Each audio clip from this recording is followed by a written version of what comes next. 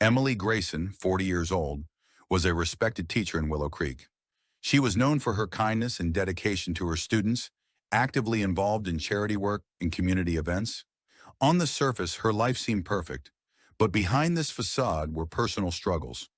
Michael Grayson, 55 years old, a successful restaurant chain owner, spent much of his time working. His marriage to Emily appeared stable to outsiders, but in reality their relationship had grown cold and distant. Townspeople had noticed that their family hadn't been as close as they once were. Jacob Grayson, 19 years old, their adopted son, was taken in by the Graysons after his mother's death. He had always been a quiet and withdrawn teenager.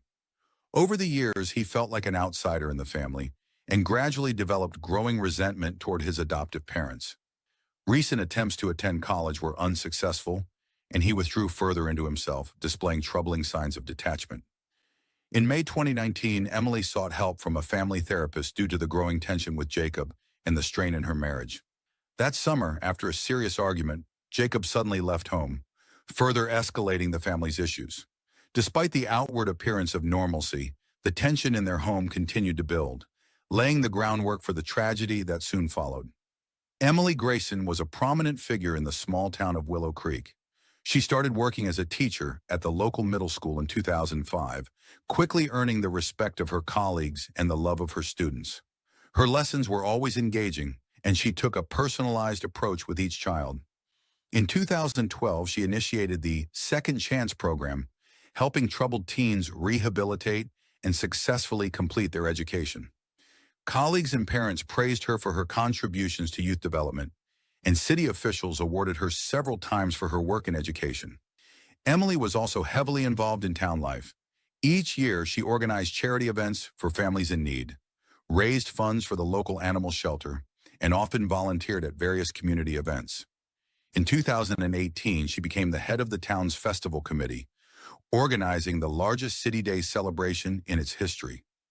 Her energy and optimism inspired many, and on the surface it seemed that Emily was a happy and successful woman. Emily had been married to Michael Grayson, a successful restaurant chain owner, for 15 years. Their wedding in 2004 had been a major event in the small town of Willow Creek.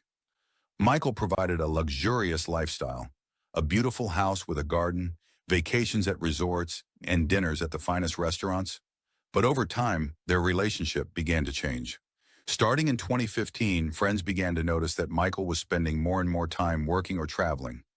Emily was often left home alone, and a sense of emptiness began to take hold in her life. She rarely spoke about her feelings, and only her close friend Laura Miller knew that Emily's marriage hadn't been as strong as it appeared for quite some time. In recent years, the couple had grown apart, and this became especially noticeable in 2019 when Michael missed their anniversary, citing urgent business in another city. Neighbors noticed that Emily had become more withdrawn and introspective, and conversations about their perfect home life began to fade. Jacob had been adopted by the Graysons when he was 12 years old. In 2012, his mother, Emily's close friend, had died in a car accident. Emily and Michael decided to take him into their family, and at first the relationship between him and Emily was warm. Emily saw in him a chance to give love, perhaps to fill a void she couldn't express in her marriage.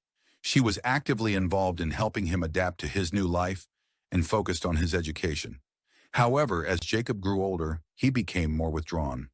By 2017, his behavior had changed. He began avoiding contact with his adoptive parents, spending more and more time alone in his room.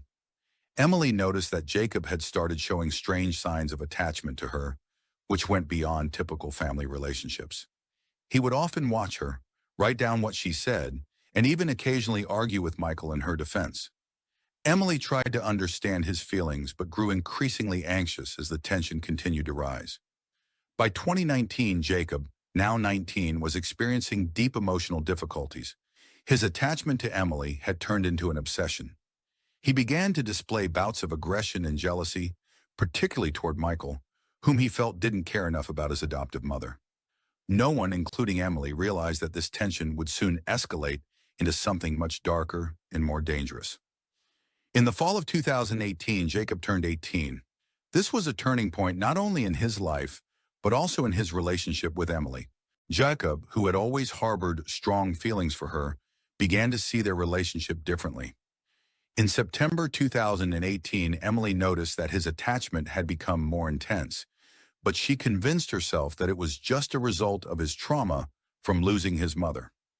The situation worsened in December 2018 when Emily, feeling increasingly lonely due to Michael's growing distance, found herself thinking more and more about Jacob.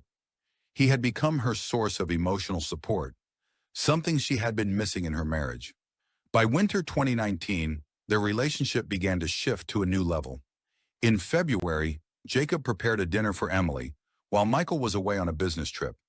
This was one of the first times Jacob made a move toward closeness, and Emily, though hesitant, gave in to her emotions. They started spending more time together, walking through town, discussing books and movies, and even going shopping together. But by the spring of that same year, the tension between them had evolved into something more. In March 2019, Emily confided in her friend Laura that she felt confused and didn't know how to handle the new dynamic in her relationship with Jacob. She couldn't tell if it was purely emotional attachment or something much deeper. Between May and June 2019, everything became clear. They began meeting in secret, and their relationship became both romantic and psychologically dependent. Emily felt guilty and morally conflicted, but Jacob, in turn, became increasingly obsessed. He no longer saw her just as a mother figure, but as the object of his desires. Their relationship became something forbidden, something that was tearing apart both her inner world and his psychological state. Psychologists working on the case later noted that these relationships represented a complex psychological phenomenon. Emily, despite her role as a mother, found solace and youth in Jacob, something she could no longer find in her marriage. With each passing day, she became more emotionally dependent on Jacob, even though she was fully aware that these relationships violated every moral boundary. For Jacob, these relationships were far more painful. Psychologists explained his behavior as the result of deep trauma associated with losing his mother and his mixed feelings for Emily. He saw her as a mother, a woman, and an object of obsession. By the spring of 2019, his behavior became even more unstable. He was consumed by jealousy, especially when Michael was around. By the summer of 2019, those around Emily and Jacob began to notice strange behavior. Observant neighbors, such as Caroline Steele, a close friend of Emily's, noticed that Jacob was spending more and more time with Emily. In June 2019, Caroline saw Jacob lingering at Emily's house several times, even when Michael was away on business trips. She also noticed that Emily seemed increasingly distracted and often avoided personal conversations. On a few occasions, Caroline overheard long, emotional conversations behind closed doors, with voices growing tense. It started to worry her, but she had no idea that something much more serious was happening beneath the surface. Between July and August 2019, neighbors increasingly heard loud arguments coming from the Grayson household. Jacob grew more irritable, and when Michael returned from one of his business trips, he started noticing changes in Emily's mood. Observers noted that Jacob's behavior was becoming stranger. He began avoiding contact with neighbors, growing more aggressive and withdrawn. By late August 2019, the tension had reached its peak when Michael unexpectedly returned home early from a trip and found Emily and Jacob alone together. Emily tried to smooth things over, but Michael immediately sensed something was wrong. At that moment, their relationships began to unravel before their eyes, and Jacob started acting even more impulsively. October 18, 2019 began like any other day in quiet Willow Creek. Emily Grayson spent her morning at school, teaching as usual, and then headed home around noon. However, by evening, it became clear that something was wrong. At 7:30 p.m., Michael Grayson called the police, reporting that his wife was missing. He said that when he returned home, Emily was nowhere to be found, and he couldn't reach her by phone. Emily's usual routine included working in her art studio, located in the basement of their home, during the evenings, but this time she wasn't there. When the police arrived, they immediately noticed the eerie silence and odd atmosphere in the house. There were no signs of forced entry, but something clearly felt off. Around 9 p.m., detectives descended into the basement, where Emily worked on her art.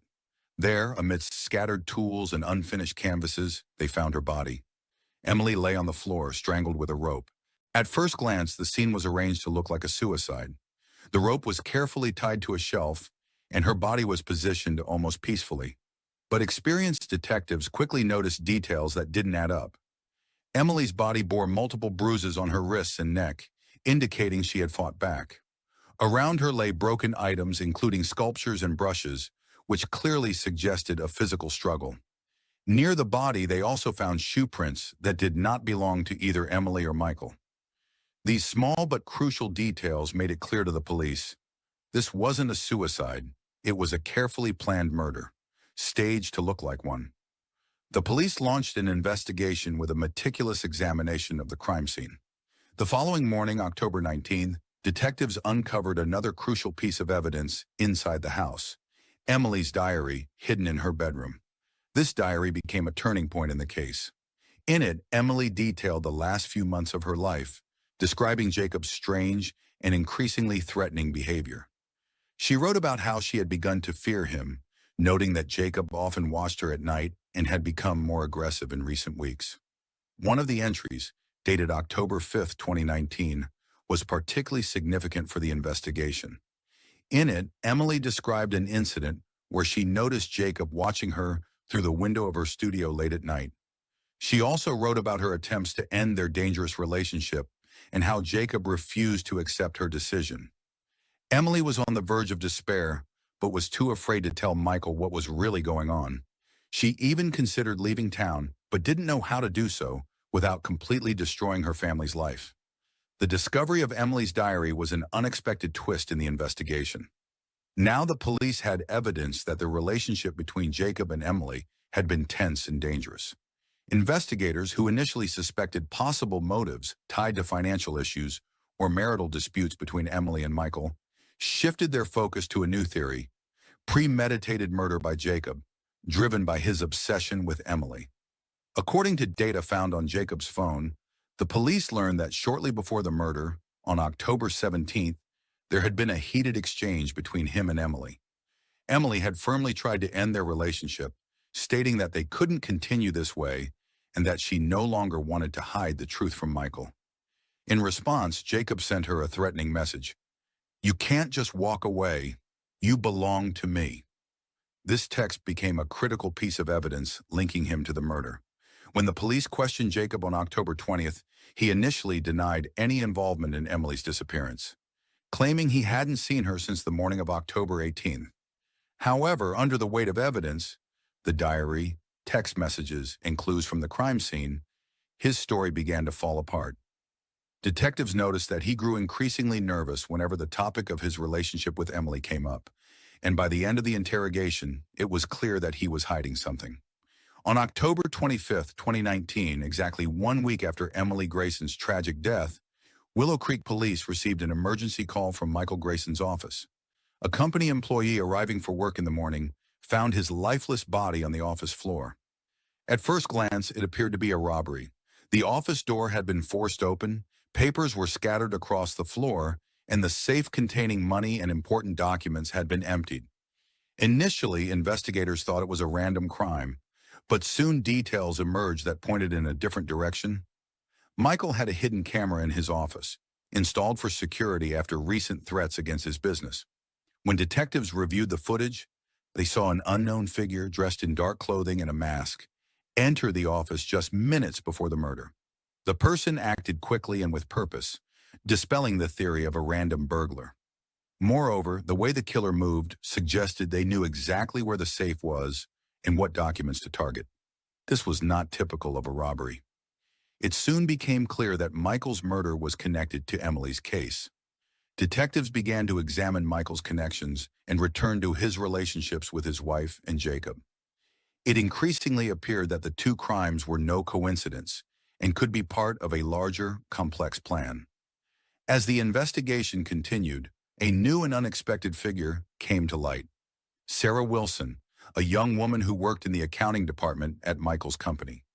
At first, Sarah seemed like a typical employee, but after a more thorough examination of her phone records and messages, the police discovered that she had been involved with both Michael and Jacob. This revelation shocked everyone. It turned out that Sarah had been Michael's lover for quite some time, with their relationship beginning back in 2017. She frequently visited his office after work, and their affair remained a secret, even from those closest to them. But what was even more shocking, she was also involved with Jacob. In text messages dated during the summer of 2019, Sarah flirted with Jacob, and their conversations revealed that they discussed Emily and their plans for the future. Investigators concluded that Sarah might be the link between the two murders. On October 23rd, 2 days before Michael's death, Sarah met with Jacob at a cafe near his house. Surveillance footage captured them engaged in a lively conversation that lasted over an hour. This raised suspicions that they could have been planning their next steps after Emily's murder. Sarah was playing a dangerous game, manipulating both Michael and Jacob. She promised love and support to one while convincing the other that they could be together if Emily was out of the picture. However, by the fall of 2019, the situation had spiraled out of control. Emily's murder hadn't resolved the issues between Jacob and Sarah, and now they were entangled in a cycle of violence from which there seemed to be no escape. On October 28, 2019, 3 days after Michael Grayson's murder, detectives Leanne Blake and John Peterson began carefully analyzing the evidence and the connections between all the participants in the tragedy. Clues gathered from surveillance footage and mobile devices allowed them to slowly unravel the events. The police had already learned that Sarah Wilson was not just Michael's lover. She had also been skillfully manipulating Jacob, exploiting his emotional instability and obsession with Emily to execute her own sinister plan. The revelation of Sarah's motives marked an unexpected turning point in the investigation. As detectives reviewed her correspondence with Jacob, it became clear that she had intentionally preyed on his weaknesses. She gained his trust, using his feelings for Emily, convincing him that after Emily's death, they could be together and start a new life. These messages, dating from July and August of 2019, showed how Sarah methodically led Jacob toward the idea of killing Emily, convincing him that it was the only way out of their situation. Jacob, consumed by his passion for Emily and Sarah's promises, became the perfect pawn in her scheme. Sarah masterfully orchestrated the situation, leading Jacob to believe that eliminating Emily would free them both. In August 2019, she sent him a message that read, "We can only be together when this is all over. You know what needs to happen." These words became key evidence of Sarah's critical role in driving the events forward. Even after Emily's death, Sarah continued to manipulate Jacob, convincing him that they could start a new life together, but only after they dealt with one final obstacle: Michael. They held secret meetings where they discussed the next steps, and Jacob, now completely under Sarah's control, began planning the murder of his adoptive father. Sarah remained behind the scenes, continuing to use Jacob as her puppet. On October 22, 2019, just days before Michael's murder, Sarah began applying more pressure on Jacob. Their conversations were filled with mentions of how Michael supposedly suspected them, and that if they didn't act soon, their entire future would be destroyed. Sarah intensified the pressure, playing on Jacob's fears that he would lose her and end up alone. All of this led Jacob to commit the murder, believing he was acting out of love for Sarah and to protect their future. However, Sarah already had a different plan for the future. On October 25th, the day after Michael's murder, she began planning her escape. Her plans included eliminating Jacob to ensure there were no loose ends that could lead back to her. Sarah knew that Jacob would eventually start to panic and make mistakes, which could jeopardize her safety. She intended to stage his death as a suicide, tying up all the remaining loose ends. Sarah started looking for an opportunity to lure Jacob to a secluded location where she could execute her plan. In their final text exchange, dated October 26th, she suggested they meet at his parents' house, reassuring him that it would be their new beginning. As always, Jacob agreed, unaware that he was about to become her next target. However, the next day on October 27th, the police received an anonymous tip implicating Sarah in both murders. This call disrupted her plans. Detectives began closely monitoring her movements and intercepted several phone calls, which revealed that Sarah was planning to flee. On October 28th, just hours before her planned meeting with Jacob, the police arrested Sarah. On October 28, 2019, following Sarah's arrest, the police also detained Jacob. He was found in his apartment in a state of extreme stress and anxiety. Jacob did not resist arrest and appeared broken. Detectives noticed that he had started to realize the full scope of his actions. Sarah, on the other hand, remained cold and refused to admit to anything. The trial began on January 15, 2020. Sarah and Jacob faced charges for the murders of Emily and Michael Grayson. The prosecution built its case on the premise that Sarah was the mastermind, skillfully manipulating Jacob to achieve her goals. Prosecutor Jane McKenzie presented evidence showing that Sarah exploited Jacob's emotional instability to convince him to eliminate his adoptive parents, promising him a new life and love that in reality never existed. On January 19th, text messages between Sarah and Jacob were presented in court, revealing how she gradually pushed him toward the murders. These messages demonstrated just how calculated her tactics were, designed to completely control the young man. However, Sarah continued to insist on her innocence, claiming that she never intended to commit murder and that her relationship with Jacob had been misinterpreted. The trial turned into a psychological drama. The prosecution portrayed Sarah as a cunning manipulator whose influence over Jacob was so strong that he fully submitted to her will. Jacob was presented as a victim, a mentally unstable person who had become a puppet in the hands of an experienced manipulator. In court, surveillance footage was shown, capturing Sarah and Jacob discussing the murders just days before Michael's death. This footage had a profound impact on the jury. Sarah appeared nervous, trying to deny her involvement in the conspiracy, but her lies began to unravel as more evidence was presented. On January 25th, psychologists brought in for the trial testified that Jacob suffered from severe emotional problems stemming from childhood trauma and complicated relationships with his adoptive parents. However, his actions were largely attributed to Sarah's strong influence, as she expertly manipulated his mind and convinced him of the false necessity of committing the murders. On February 5th, 2020, Jacob unexpectedly gave shocking testimony. During interrogation, he confessed that he had been madly in love with Emily and had hoped that one day they could be together. He openly revealed that Sarah had exploited his obsession and promised him a new life if he helped her get rid of Emily and Michael. Jacob admitted that despite his love for Emily, he acted under Sarah's influence, and his perception of the situation had been completely distorted by her manipulations. This confession hit like a bombshell. Sarah, who had previously denied her involvement, looked shaken and tried to change her defense strategy, claiming that her statements had been made under pressure. But the evidence against her was too overwhelming. After several weeks of interrogations, expert testimony, and witness statements, on February 20th, 2020, the jury delivered their verdict. Jacob was found guilty of second-degree murder and sentenced to life in prison with the possibility of parole after 25 years. In his closing remarks, the judge emphasized that Jacob was a young man suffering from severe psychological disorders and that his actions were the result of deep psychological trauma and manipulation. Sarah, on the other hand, was sentenced to death. Her role as the mastermind and manipulator was deemed particularly egregious by the court. The verdict sparked intense debate in the community and became a shocking conclusion to this complex